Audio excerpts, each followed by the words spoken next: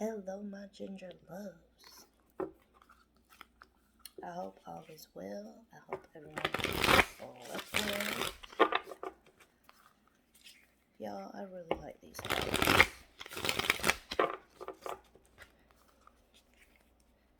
They have some really good messages. They are the Raise Your Vibration Oracle.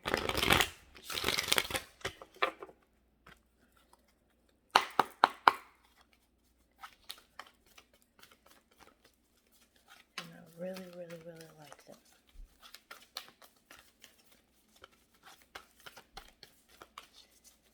They have good, affirmation to them.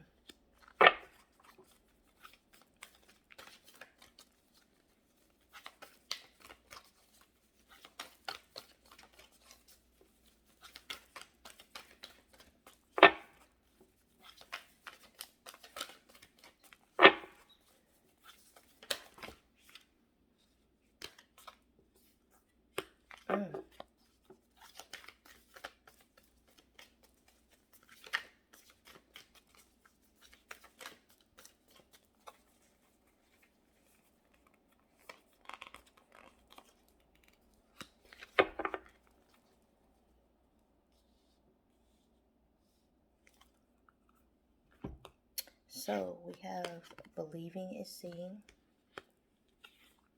Relationships are assignments. Your mind is an altar to source energy. And on the bottom, you are worthy. So believing is seeing. Oftentimes, you'll hear seeing is believing. That is not true. Believing is seeing, because you speak what you seek until you see what you say. So, in order to see what you say, you have to believe that you already have it, right? So, that's a part of manifestation. With manifesting, you have to see it, taste it, smell it, breathe it, live it, even before it has manifested into the physical, in order for you to be able to have it, to obtain it, to feel it. I am an earth sign. We are very 3D. So oftentimes we live in the seeing is believing. And it's very, I won't say for all, but for me, it was very difficult to get to believing is seeing. One, because I lived in survival mode for a very long time, for years, just because of, things that had transpired in my life. And so switching that and going to believing is seeing is very important. When you are a manifester, when you are someone who is calling in anything to yourself, even if you start small, you have to believe that you have it before you will see it. You have to. That's the only way that you're going to be able to manifest anything large. Even small things will be difficult for you, because if you operate in a sense where you have to see it to know that it's real, right? So if you are a Christian, and or if you are a person that you've ever read the Bible, you know about doubting Thomas, right?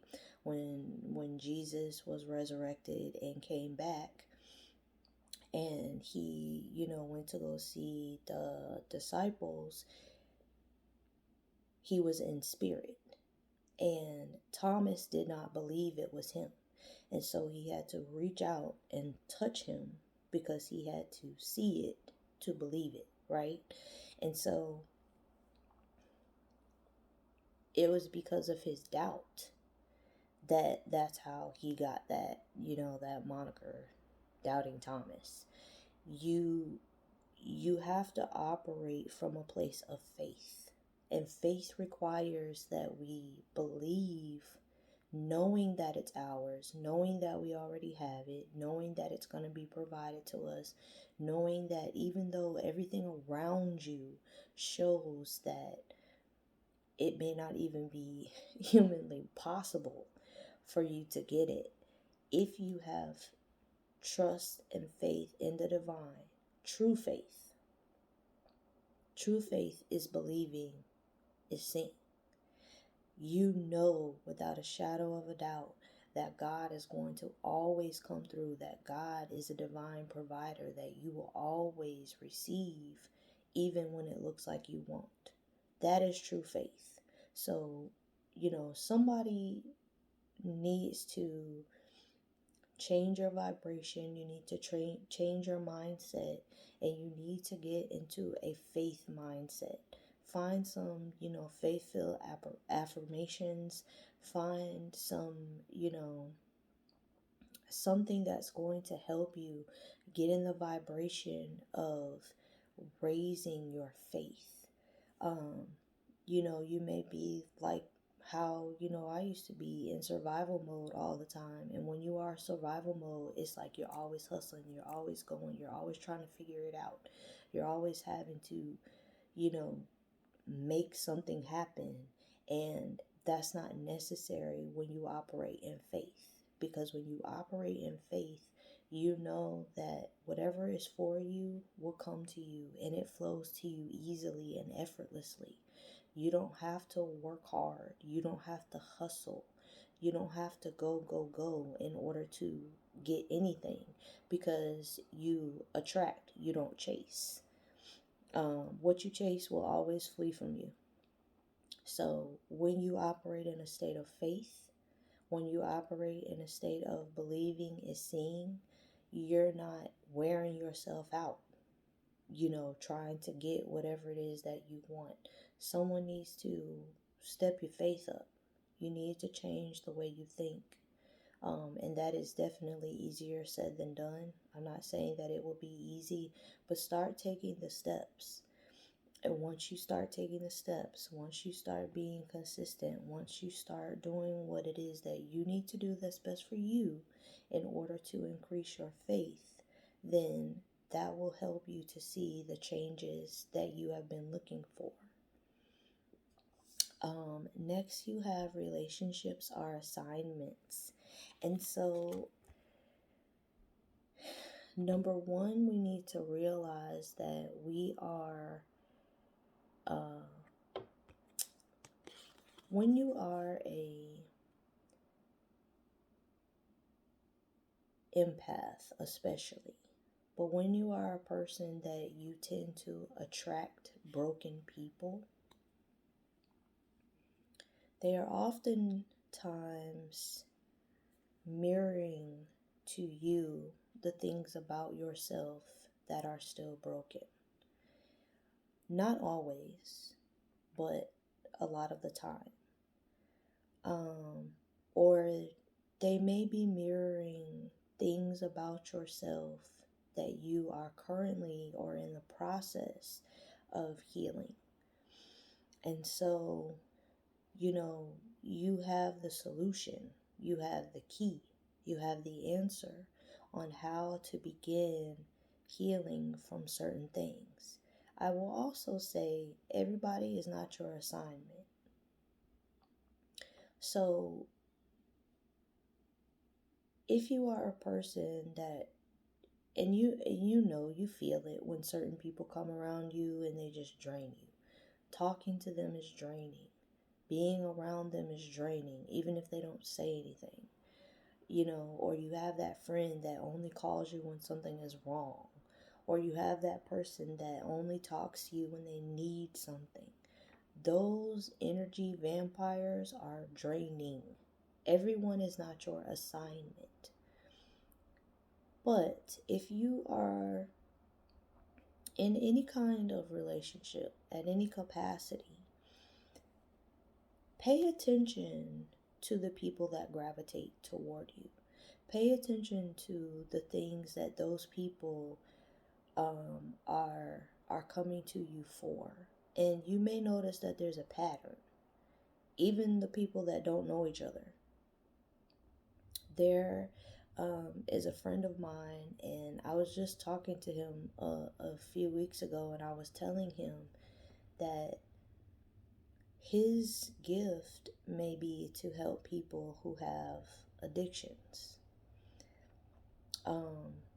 Because he tends to have people who have certain addictions drawn to him.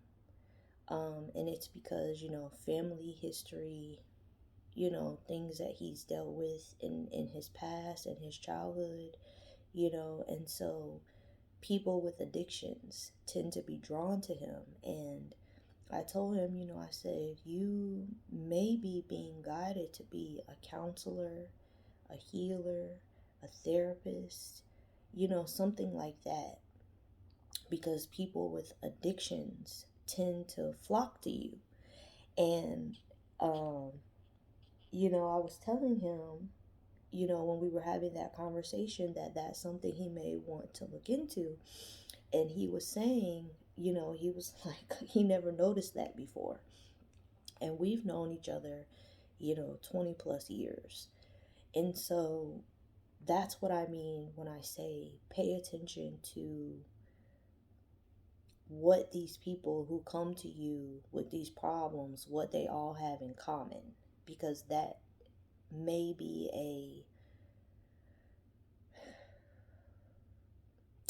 an insight for you into what your calling is. That may be how you find out what your spiritual path is, what your gifts are, where you need to do more development, where Spirit is trying to guide you in order for you to do your light work. The people that come to you are an assignment, not just so that you can help them, but also that you can help you, so that you can figure out what it is that you are being called to do. Those people often will lead you to your divine assignment.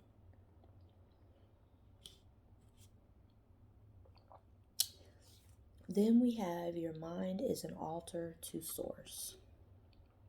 So this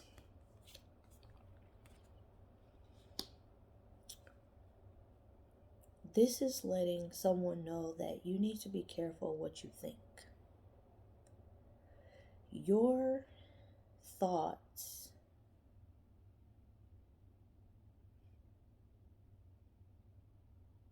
what you think gets into your spirit. And what gets into your spirit is what affects how your life is going. So it's unrealistic to tell people that you have to think positive all the time. Because yes, we are spiritual beings, but we're in flesh.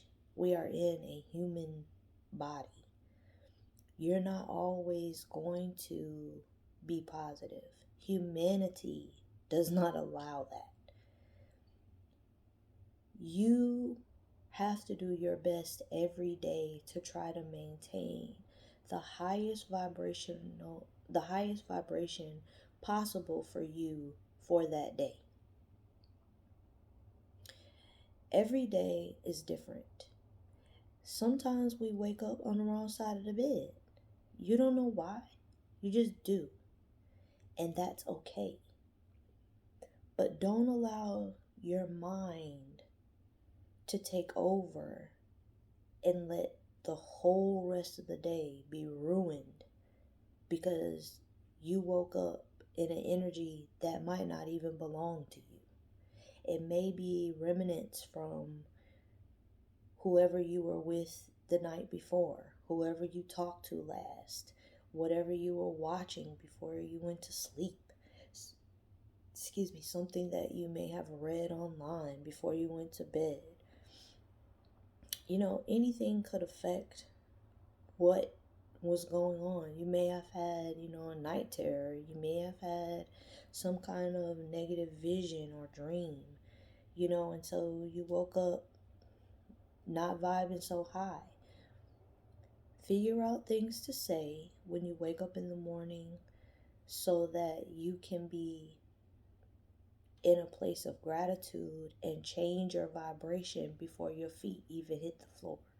And then that way, your mind is in a constant state of gratitude, giving God, giving Source, giving the universe, giving whomever you trust and believe in the glory for the day. Your mind is what allows you to have this divine connection. Yes, we are connected by our heart, but your mind also controls your mood. If you are in a negative state of mind throughout the whole day, everything goes wrong. And that's why it's very important for you to change your mind before you start the day. If you wake up in a bad mood and you know you're in a bad mood, say some positive affirmations. Just tell God, thank you, God, for waking me up. Thank you for allowing me to see a day I have not seen before. Thank you that today is going to go well. And then that will kind of change your mind for the rest of the day. If you have to continue to give gratitude and say thanks throughout the day so that your mind continues to be in a different state than it was when you rose up, that's what you need to do.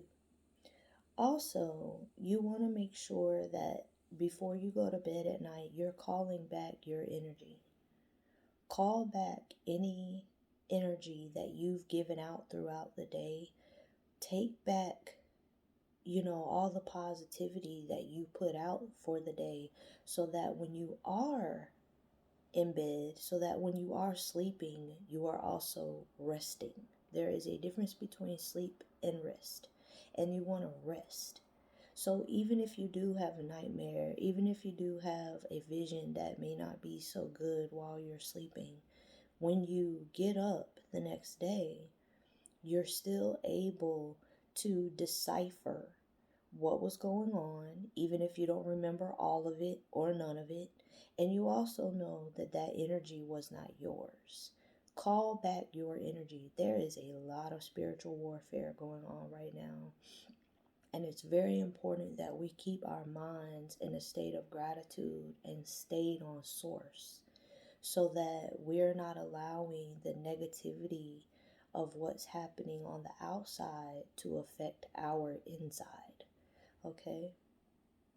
And then on the bottom, you have you are worthy. Somebody need that message. You matter. Your voice matters.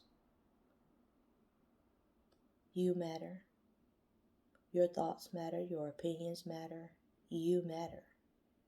And so, regardless of what others may feel about you, what others may think about you,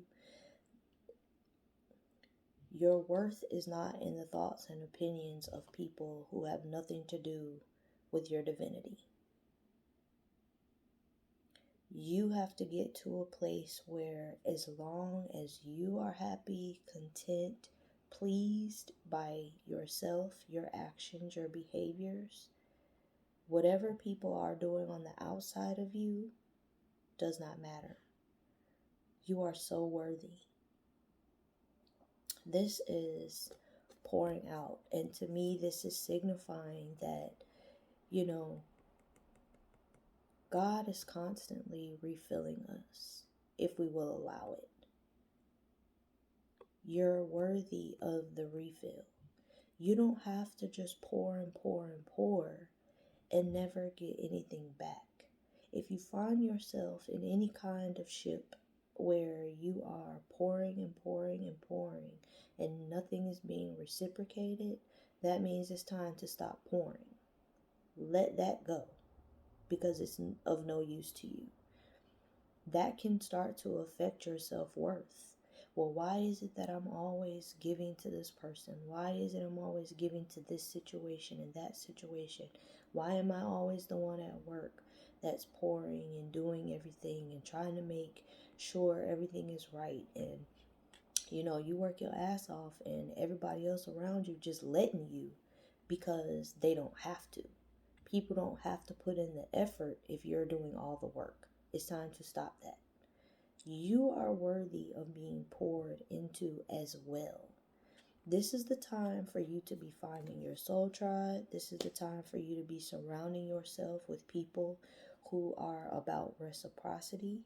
This is the time for you to find situations, circumstances, and, divine connections in order for you to receive what it is that you give.